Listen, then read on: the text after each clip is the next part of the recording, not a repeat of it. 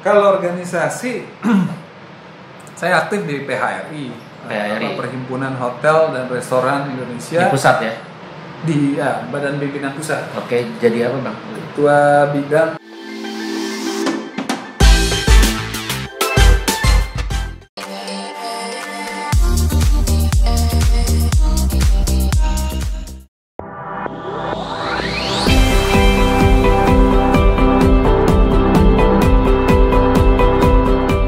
Balik lagi Pak, sebelum masuk jadi ke panorama, nilai-nilai setelah melalui ini, dan tadi kan Bapak juga memberikan syarat dan ketentuan habis kuliah belajar untuk mandiri juga, Bang Dewa juga menghargai. Selama pas dari kecil sampai sekarang, nilai-nilai kebaikan apa sih yang Bapak ajarkan, meskipun baik langsung atau tidak langsung, sampai ke kita sekarang juga boleh buat tiru nih buat anak buah gitu. Sebenarnya dia ngajarin salah satu non mainstream tuh ajaran dia kan. Dan saya nggak secara sadar ya. Secara nggak sadar kita ngeliat jadi dia begitu gitu kan. Dia selalu berpikir jangan jadi seperti orang banyak lah kira-kira gitu. Tapi nggak ngomong dia kan? Nggak ngomong, dia cuma itu. Iya. Apa yang non mainstream dia apa? Ngelukisnya atau apa? Nggak, justru hal-hal yang dalam kehidupan sehari-hari gitu. Seperti apa? Ya pandangan dia tentang mungkin pandangan beragama gitu ya, dia bebasin aja gitu. Okay. Terus istilahnya mungkin kalau di Islam kita kan dibilang, Muhammad pernah bilang ada satu masa di mana umat Islam seperti buih gitu ya. Banyak tapi wahan. Apa tuh? Ya itu seperti dikerumutin sama di belakang di ini. Iya, tapi cuma buih gitu. Sebaiknya jangan menjadi buih gitu. Ya harus kuat dibanding jadi yang jangan jadi dominan atau major tapi nggak kuat intinya gitu. Jadi mendingan menjadi minor tapi kuat. Kira-kira itu kalau. Ini menarik. Tadi ngomong termasuk tentang pemikiran agamanya dibebaskan. Jadi keluarganya gimana? Bebas dengan multi ini. Menarik kalimat itu di tafsiran saya menarik deh. Wah, ini. Atau di keluarganya Bapak Ibu juga multi? Enggak sih, sebetulnya kalau ibu saya cenderung agamis, keluarganya agamis. Agamis itu Islam, dari Islam. Oh, ibu. Kalau bapak seorang Jawa yang ya beragama Islam gitu. Tapi dalam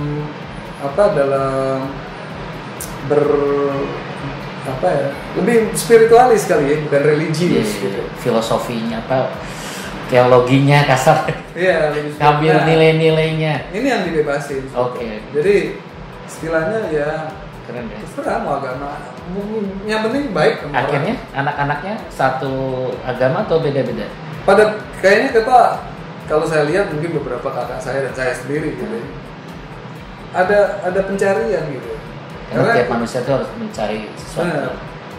Dan kita dilahirkan sebagai satu stempel dicatat gitu kan. Tapi kita kan harus meredefine apakah stempel ini cocok sama kita. Kita cari-cari kan. Nah, untuk pencarian ini masuk ke bukan cuma masalah spiritual, menjadi ke arah spiritualis gitu. Termasuk ke arah budaya kita tuh sebagai apa sih gitu. Jadi agak lebih pribadi gitu. Ngerti. Tapi kan zaman sekarang udah terbuka lah secara kayak gini. Jadi orang juga dapat pelajaran mau kemana kan gitu. Ya intinya mungkin kayak ada orang yang dari Kristen ke Islam, Islam ke Kristen, atau nggak ada agama masih mengakui cuma ketuhanan. Nilai kebaikan itu yang penting kita ingin tahu perjalanan hidup kita kan gitu. Saya baca kitab yang dari kecil suruh baca Quran gitu kan. Tapi saya karena nggak fasih baca Quran, saya baca tafsir ya kan. Karena saya jadi tahu artinya apa, ketimbang bisa baca doang gitu kan. Habis itu saya baca kitab Weda juga. Saya baca Injil juga. Jadi itu proses. Itu Pak SMA kuliah? Kuliah kali ya. Oh. Cenderung SMA agak. Tapi bagus ya, bacanya gitu, bukannya tentang sosialis, filsafat juga belajar juga. Oh, oke. Semua berarti ya. Iya. Berarti puncak juga, baca Trotsky juga. Okay. Jadi kiblat-kiblat dibaca pas kuliah ya. semua aliran pemikiran tuh di kuliah berarti. Semua data kan? Heeh. Semua data, Betul. tapi kita bagaimana mengkonstruk. Dulu berat, tapi sekarang bagusnya sekarang untuk Iya. menghargai orang tuh. Dulu susah kan nyari gitu. Cari tulisan Karl Marx itu susah loh. Enggak sekarang Trotsky kayak gitu. Jadi semua data, Mhm. tapi bagaimana kita mendekonstruksi atau mengkonstruksi dalam pikiran kita supaya sesuai dengan apa yang kita yakini, itu perlu gitu. Saya punya gambar ini di tadi. Jadi akhirnya sekarang Bapak masih konsisten untuk menerima pemikiran-pemikiran kayak gini atau ada wejangan Konsisten ya. konsisten? Ini. Data. Iya. Data tercerai-berai, Betul. terus dipilih warna berdasarkan Boleh warna, tuh. di arrange, Jadi rapi. terus di present, jadi rumah. Iya. Mau lah, kirim lah. Keren. Nanti saya kirim nih. Jadi Dan data itu kan otak kita emang katanya orang di Indonesia kan otaknya jarang dipakai gitu. iya, jadi dulu kan kita kaget ketika digital mulai mungkin 5 tahun, 7 tahun lalu. Yang penting data. Buat apa data kalau nggak ada arsitekturnya? Ini untuk itu juga. Punya bata, punya semen, buat apa kalau nggak punya gambar besar mau jadi apa? Baik ke orang tua, pesan apa yang buat anak-anaknya termasuk Bang Leo? Pesannya ya sebetulnya yang penting baik aja lah gitu jadi orang gitu ya. Mau agama apapun, yang penting pada akhirnya orang kan menilai kita bukan dari kita mungkin suku apa, kita agama apa, tapi baiknya dulu dinilai. Casingnya kan itu dulu. Sisanya ketika ditanya asal dari mana itu kan belakangan. Dan saya kayaknya ngelihat backgroundnya itu kayak serius banget hidupnya ya. Padahal hobi musik, hiking gitu. Tapi kerja, nggak ada masa-masa nakal gitu. Atau nakal cuma lulusnya lama aja gitu. Nakal sih apa nakalnya? Ada lah ya tapi nakal Hiking dari SMA. Nakal gimana? Main ke gunung dari SMA atau SMA. Kuliah tapi nggak masuk.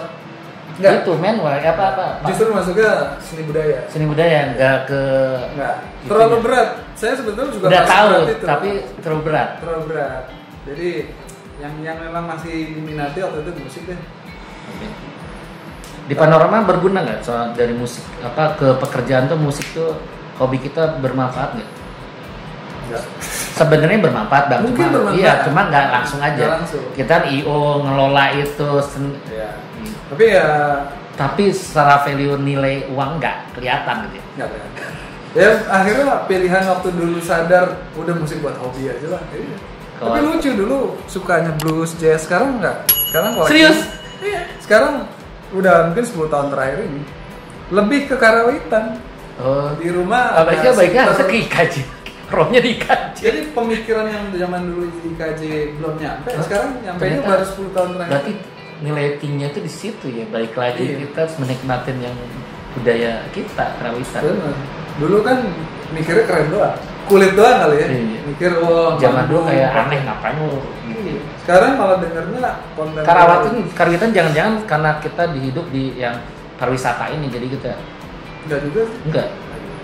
Saya mungkin ketika, nah ini penting nih, tadi ketika kita bicara tentang agama gitu ya, kita kan mencari stempelnya ketika lahir stempel A gitu ya. Tapi kan kita mencari stempel ini bener apa enggak, sesuai nggak dengan nilai-nilai hidup kita. Nah ketika budaya juga begitu, kita orang Jawa, mengaku orang Jawa, tadi kan Tapi nggak tahu buat apa Jawa gitu. tuh apa budayanya. Iya. Nah, kayaknya memang orang akan kembali untuk mencari akarnya, baik secara budaya, baik secara mungkin spiritualisme. Saya nggak ngomong religinya, spiritualismenya kayak gimana. Jadi itu juga bagian dari pencarian sebetulnya untuk ke arah suka karawitan, main gender, main siter. Karena kebetulan ininya frekuensi musik gitu. Sampai belajar mau copat segala. Berapa tahun yang lalu? 5 tahun atau 7 tahun? Sejak 15 tahunan inilah saya tuh agak intens ke musiknya udah kesana. ke Jawa ya. Ya, Ke lokal ya. kontemporer. Kayak ya dulu masih denger karawitan yang klasik. Sekarang dengernya mungkin campur-campur sih ya. Ada yang kontemporernya kayak Penny Chandrarini gitu. Bang, saya lihat dari pembicaraan ini, Abang itu belajar branding, PR tuh dalam perjalanan ya berarti ya, ketemu dan ngobrol dengan jejaring teman-teman kita gitu ya. Otodidak plus baca-baca banyak. Oh, baca tetap ada? Ada buku. Ada panduan-panduan yang kita, kaidah yang kita. Kalau nggak baca, bisa nggak kita baca? Susah. Untuk percepatan kan, kalau kita kan karena kita sama-sama suka baca, jadi tapi bagi yang nggak bisa baca, yang nggak suka baca, bisa cepat nggak untuk belajar kayak gini? Susah. Sebenarnya sih bisa ya. Bisa. Oh. Cuman masalah ketika kita ketemu audiens yang mungkin lebih sophisticated gitu ya, yang pengennya theoretical, itu kalau kita nggak punya panduan kaidah yang ini jadi agak berat. Rujukannya gitu ya. Nah, tapi kalau ada rujukannya, kita akan dianggap oh ini memang mumpuni. Bener sih, secara umum ini kan ilmu bukan ilmu rasi ya. Iya. Siapapun bisa belajar gitu. Iya, bukan rocket science gitu ya. Ya, Kang Elka bicara tentang consumer behavior. Yeah. Itu pun juga bisa mempengaruhi bagaimana brand dibentuk. Nah, sekarang jabatannya apa? Kan tadi ada update terbaru. Takutnya nanti kita disebutin masih VP komunikasi atau saya ini perkapan akhirnya disuruh ngerjain corporate secretary. Fresh nih. Sebenarnya corporate secretary. Tapi saya tahu corporate secretary itu sebenarnya dulu masih udah nyangkut. Ada, saya udah jadi corporate secretary sejak 2017, iya. Tapi di unit. Oh unit, di mana? Jadi kan Panorama tuh ada 3 emiten, ada 3 perusahaan terbuka kan. Ada yang holdingnya satu, Panorama Sentra Wisata. Lalu ada Destinasi Tirta Nusantara sama White Horse. Oke, White Horse. Dua ini White Horse tuh transportasi. Ya. Ada Daytrans, Explorer. Nah, dua ini unit usaha daripada Panorama Sentra Wisata. Saya dari 2017 corporate secretary juga di Destinasi Tirta Nusantara. Tapi juga VP Brand Communication di Panorama Sentra Wisata. Jadi dua kaki. Satu lagi sebetulnya ketua yayasan. Berarti triple ya? Triple. Ketua yayasan. Transparan triple. Enggak, masalah. Jangan. Jadi ketika ngobrolin annual report itu berarti di Korsek posisinya pas saat itu? Iya, di Korsek. Makanya saya bilang, harus ngomongin annual report gitu ya. Iya. Oke. Nah, sekarang tuh tahun berapa? Tahun ini atau tahun kemarin? September ini. Wis, seger ya? Baru diangkat kemarin. Oh, pelantikannya kemarin berarti. Selamat Bang Dewo. Jadi VP-nya udah nggak terlalu difokusin atau gitu pilot lah ya gitu ya. Ya udah, karena lagi masa pandemi istilahnya gitu.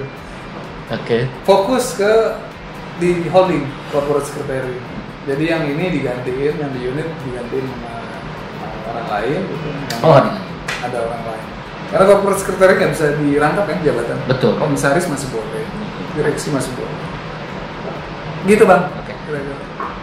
Boleh dikit lah. Kan di luar teman-teman yang harus tahu, Bang Dewo tuh di luar aktivitas pekerjaan juga aktif di organisasi lah. Organisasi apa aja ya? Yang internasional, yang kalau ketemu dia saya paling lihat doang cuma di Gedung Sabta dikit, cabut. Apa sih organisasinya aktif? Kalau organisasi saya aktif di PHRI. Perhimpunan Hotel dan Restoran Indonesia. Di pusat ya? Di Badan Pimpinan Pusat. Oke, jadi apa Bang? Ketua Bidang Media dan MICE. Oh, Ketua Bidang Media dan MICE. Tadinya Ketua Bidang Media dan Komunikasi, tapi banyak komunikasi ditarik oleh Sekjen, jadi saya khusus Media dan MICE lah kira-kira. Di pusat PA itu dari tahun berapa sih? 2015 ya. Oke, 2015. Yang sekarang itu yang Media dan MICE itu tahun berapa tuh? 2020. Oh, sekarang yang masa itu ya. Baru ada Munas. Ada perubahan struktur ganti jadi Ketua Bidang Media dan MICE.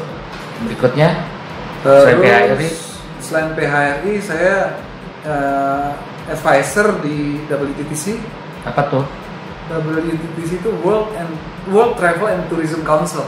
Jadi ini kira-kira gabungan perusahaan-perusahaan pariwisata global. Anggotanya sekitar 200 lah seluruh dunia. Oke.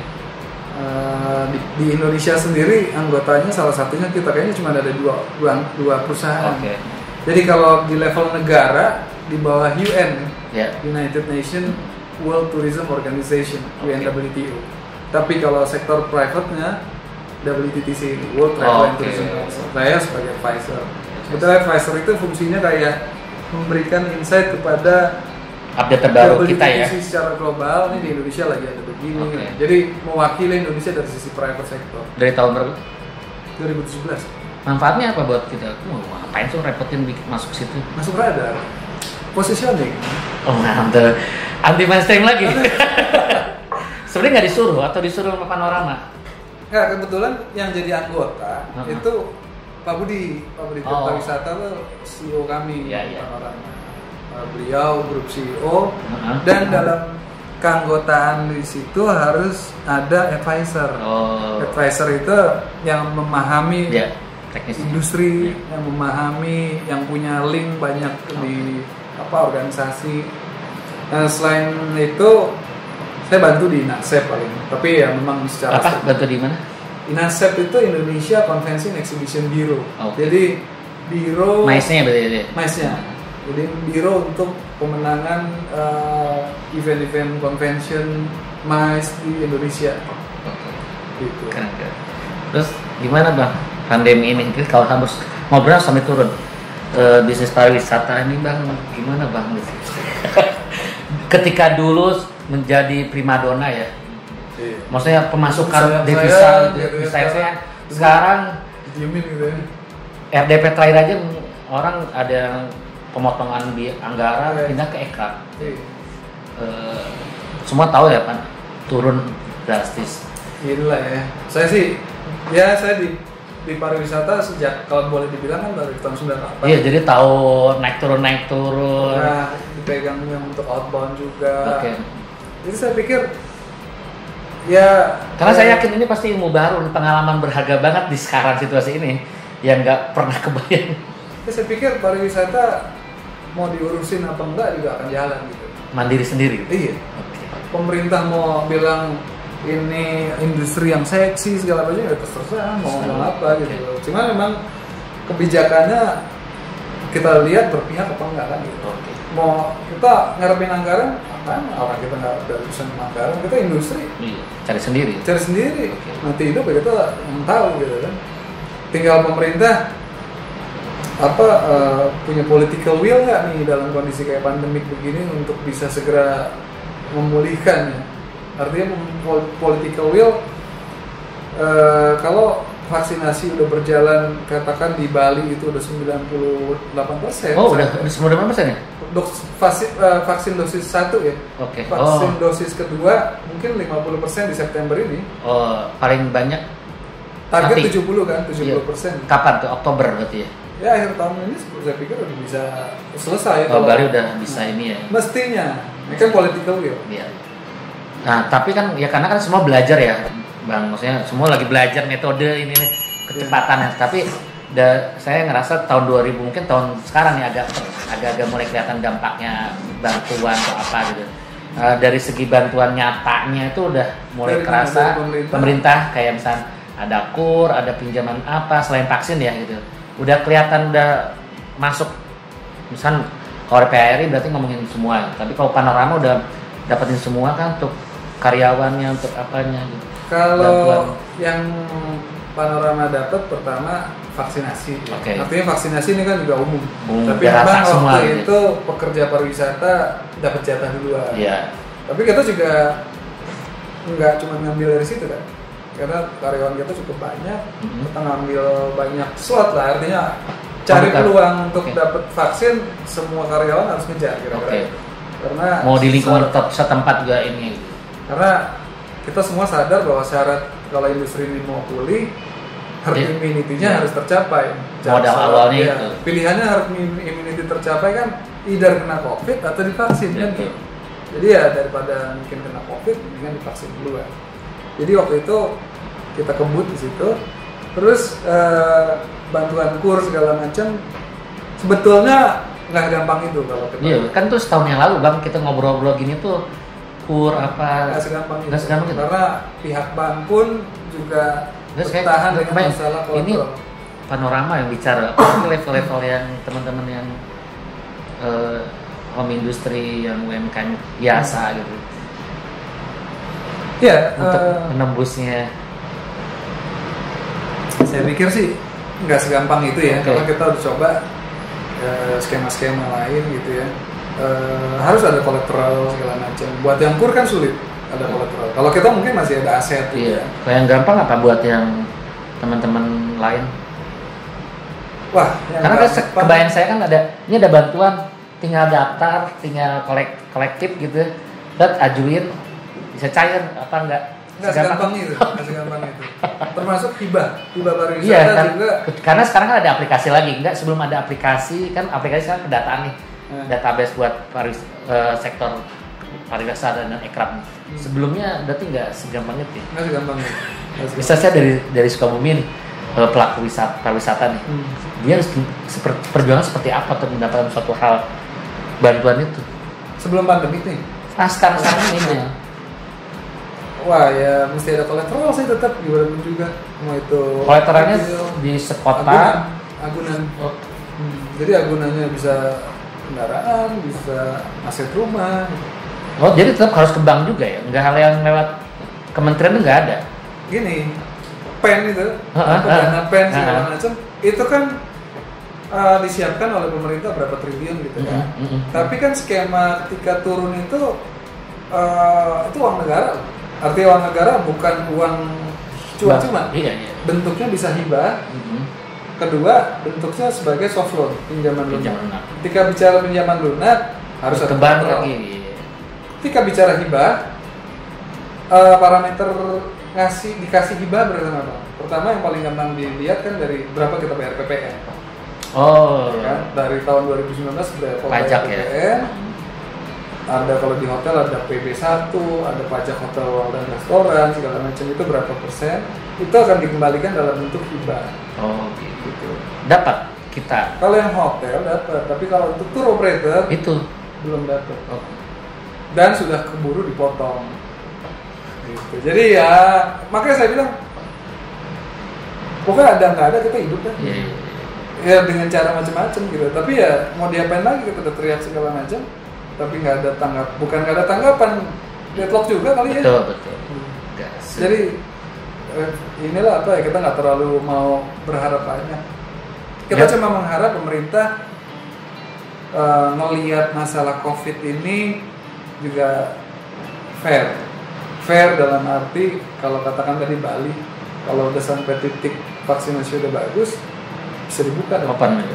Karena kalau kita nggak dikasih insentif segala macam, paling nggak restrictionnya dikurangin. Contoh bordernya dibuka dengan kondisi Wisman udah harus divaksin. Iya. Karantina jangan 8 hari dong. 8 hari ngapain kalau liburan 14 hari, 8 hari masa karantina? Karantina mungkin cukup katakan 3 hari, tapi khusus yang positif. Iya. Atau yang positif 7 hari, 8 hari nggak apa-apa deh gitu. Tapi kalau yang nggak positif tapi di karantina dulu, ya buat apa di PCR kan gitu. Harga PCR harus murah. Yang kemarin Pak Haryadi gitu kan udah teriak-teriak, Haryadi Sukamdhani itu sampai hari ini. Iya. Terus ya tentunya dengan regulasi dasar ini akan mendorong airline akan buka lagi, ekosistem bergerak lagi. Jadi pemulihan itu saya pikir memang gradual, sistemik, Betul. tapi bisa cepat. Oh, bisa ya? Bisa cepat. Ya mungkin kalau lihat saya di posisi netralnya, sekarang mungkin meskipun termasuk telat, tapi beberapa lembaga juga udah mulai bikin SOP ininya prosedur kayak gininya gitu. Ya, PHS udah dilibatin. Prosedur ya, kayak Udah dilibatin belum PHS? Udah. Oh, udah. Bikin protokol Ke kesehatan. teknis-teknisnya itu. Iya. Udah oke. Sudah sampai mana? Udah di jalan. Oh, di jalan. Tahun lalu itu CHSG. Nah, terus yang belum berarti di border nih. Pembukaan ke ini belum. Belum. Oke. Border belum dibuka. Terus Jadi kita di dalam udah siap berarti sebenarnya gitu ya. kita udah siap. Oke. Border belum dibuka, PPKM-nya juga kan kita nggak ngarepin PPKM diangkat semuanya. Oke Iya, lah, iya. tapi ada mungkin levelnya bisa diturunin pelan-pelan. Dan itu yang karantina PCR. Gitu kan. Feelingnya setelah ngobrol Zoom banyak dengan internasional, pariwisata kan atau ada negara lain udah mulai naik, udah mulai pulih atau mulai terbuka? Kalau dari kan kita ngelihat, kalau kita lihat worldometer tuh, tiap hari saya pantau itu sama COVID itu juga, COVID Go ID tuh, Indonesia berapa sih? Gitu.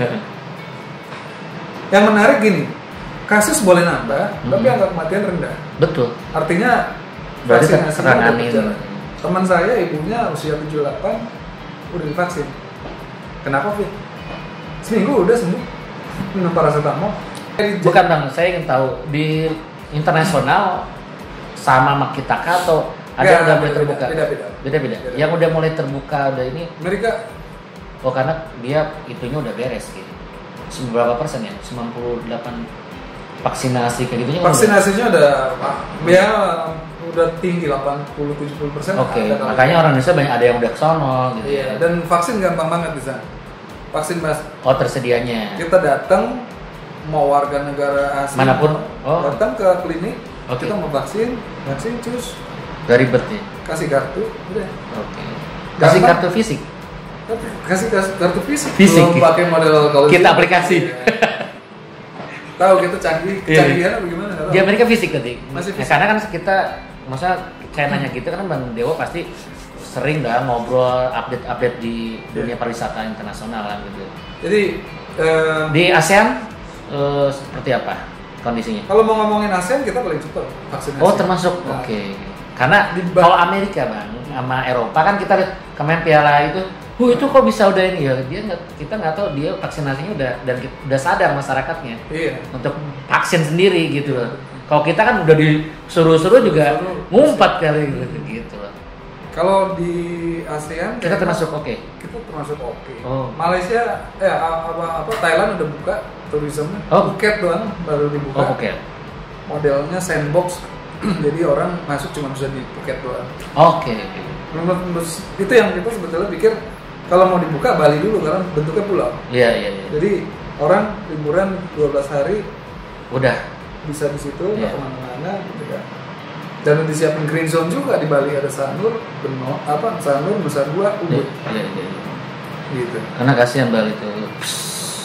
Iya, karena itu kan komunitas nomor satu pariwisata. Iya. Gitu loh Bang. Jadi kira-kira kalau mau dilihat pemulihannya kapan? Pertama akan pulih per kota-kota. Di daerah masing-masing ya. Per negara. Habis itu region ASEAN bukan dua. Baru mid haul, long haul. Oke.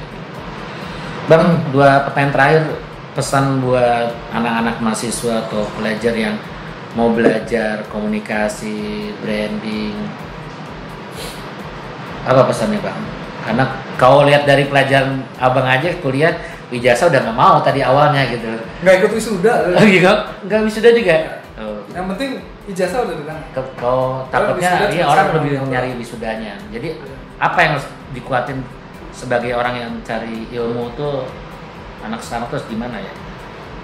Wah, anak sekarang kalau saya lihat sih media udah terbuka semua. Gitu. Media gampang banget. Channel udah banyak semua, akses semua. Asal mau baca kayak gitu. Asal mau baca karena kita juga orang komunikasi kan istilahnya semua harus kita bisa lakuin karena kita tools, gitu kan? Kita sendiri tools. Iya. Tinggal nanti kalau mau masuk industri misalnya industri pariwisata ya, ketika jadi orang komunikasi di pariwisata ya harus kuasain full. Gitu. Kayak saya dipanggil jadi narasumber mengenai bicara sustainable tourism. Orang nggak tahu kalau saya bukan orang tourism. Gitu. Tapi karena kita nguasain, kita ngejalanin juga, bikin project-project desa wisata segala macam, akhirnya kita juga paham. Tapi nanti once saya mungkin pindah industri, saya juga harus begitu lagi nyelam. Misal ke politik ya kita ngomongin harus begitu juga. Literasi politiknya harus kuat berarti. Betul. Baca berarti. Baca, bergaul, networking, itu value yang mungkin milenial agak kurang. Artinya network kan di media sosial dia punya network. Ya. Enggak juga. Offline-nya gitu. Offline gitu ya. Offline-nya kurang. Kadang-kadang kan diplomasi kopi gitu ya. Oke. Bukan sekedar komen di media ya berarti ya, media Karena sosial. media nih kadang-kadang masking ya. Kan ada temen yang di WhatsApp grup aja, temen SMP saya gitu. Di WhatsApp grup aktif banget. Pas reuni pendiam banget gitu, bisa begitu. Karena ada orang yang senang tuh menulis kayak dulu diary panjang, Iya. emang nggak suka di ngomong gitu. Iya, sementara ada yang ya di sosial media seneng banyak komen, tapi ketika dia harus ketemu langsung nggak speak out. Oke. Gitu. Saya pikir, nah kemampuan komunikasi juga speak out ya, berani Tetap harus ini. berani bicara, berani mengkritisi gitu. Saya semalam ngobrol sama teman-teman di grup anak desain itu, anak grafis. Saya bilang desainer tuh karena masih banyak yang digaji desainer dan udah banyak mengeluhkan masalah harga murah segala macam. Kekuatan desainer bikin produk kualitas keren ada. Iya, saya bilang ya kita Tinggal- jadi desainer tuh harus jadi storyteller. Ya itu. Karena nggak bisa nggak bisa cuma bertahan dengan visual doang. Berarti orang komunikasi harus jadi storyteller. Karena bagaimana tadi data jadi rumah itu perlu story. Oh, keren. Storyteller berarti di pariwisata pun berdampak banget dong ya. Pasti. Karena tadi experience itu kan dari storyteller juga. Jadi gimana kita membangun persepsi kan storytelling. Bagaimana kita membangun positioning supaya orang percaya sama produk itu semua storytelling. Storyteller. Jadi ya itu. Oke. Gitu Bang. Bang Dewo, terima kasih atas ilmunya, atas pengalaman sharingnya. Nanti kita sebenarnya ada ya pembahasan lain lagi, cuma udah saat ini episodenya ini dulu aja. Belum ngomongin branding loh. Kita belum branding dah, ngelihat dari Bang Dewo udah suaranya udah ini. Batuk. Batuk. Bukan Karena karena ini. belum diizinkan untuk ngerokok di sini dulu. Oke teman-teman, sampai ini dulu. Nanti kita pasti akan ketemu lagi dengan Bang Dewo untuk membahas yang lain, yang lebih berat, lebih Nggak berat lah. berat lah, Bang. Oh, branding nggak berat dong. Oh, branding nggak berat ya? Enggak. Oh, tapi bagi Cuma perlu paham aja gitu. ya, Kan tapi- branding logo bolak-balik kayak gitu. Iya. Tapi sekarang enggak lah, orang Udah mulai tahu ya? branding mana. Cuman saya Belum ngomongin periklanan loh ini. Ini belum loh. Belum. Ini baru perjalanan belum tentang periklanan sekarang gilanya gimana. Saya tahu Bang Dewo tuh bikin majalah internal juga mungkin dari Bang Dewo gitu. Perubahannya sekarang seperti apa? Digitalisasi juga belum. Karena Panorama udah mulai digitalisasinya sekarang udah terbuka kan gitu. Padahal dulu digitalisasi banget, nanti aja lah nanti. next time. Oke. Terima kasih udah nyimak. Sampai ketemu lagi. Assalamualaikum warahmatullahi wabarakatuh.